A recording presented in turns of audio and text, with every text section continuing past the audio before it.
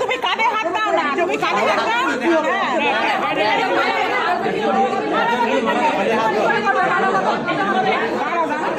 আচ্ছা ও মালা জড়িয়ে গেছে ওখানে অপর্ণাতে।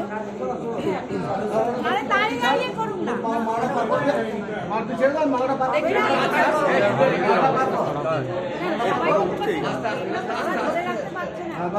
ঠিক আছে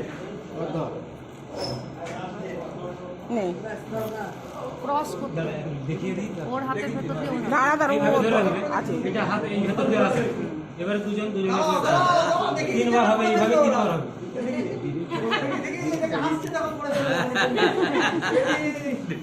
ডাইরেক্টর এটা তো ধরতে পারো ও বাবা এই গুড্ডু ঠিক করে